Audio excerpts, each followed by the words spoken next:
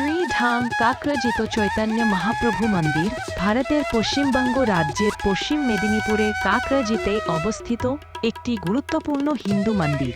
এটি গৌড়ীয় বৈষ্ণব ধর্মের একজন শ্রদ্ধেয় ব্যক্তিত্ব শ্রী চৈতন্য মহাপ্রভুর উদ্দেশ্যে উৎসর্গীকৃত।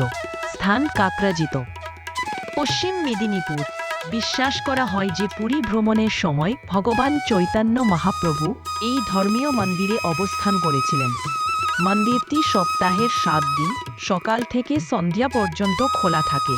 1426 খ্রিস্টাব্দে বাংলার মায়াপুরে আবির্ভূত শ্রী চৈতন্য মহাপ্রভুর জীবন ও শিক্ষার সাথে যুক্ত। তাকে ভগবান কৃষ্ণের অবতার হিসেবে বিবেচনা করা হয় এবং গৌড়ীয় বৈষ্ণব ধর্ম প্রতিষ্ঠায় গুরুত্বপূর্ণ ভূমিকা পালন করেছিলেন।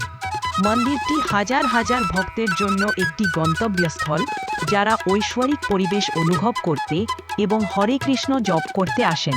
গৌড়ীয় বৈষ্ণব ঐতিহ্যের একটি গুরুত্বপূর্ণ উৎসব চৈতন্য মেলা আবির্ভাব দিবস উদযাপন করে। এই উৎসব ভক্তরা অত্যন্ত উৎসাহর সাথে পালন করেন, যেখানে জপ, গান, নৃত্য এবং অন্যান্য ধরনের ভক্তি প্রদর্শন করা হয়। এছাড়াও মন্দিরটি স্নানযাত্রা উদযাপন করে, যা ভগবান জগন্নাথের একটি পবিত্র স্নান অনুষ্ঠান।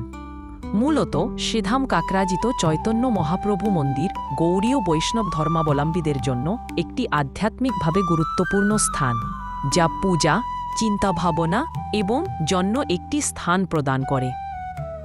জয় জয় শ্রীধাম কাকাজি চৈতন্য মহাপ্রভু কি জয়।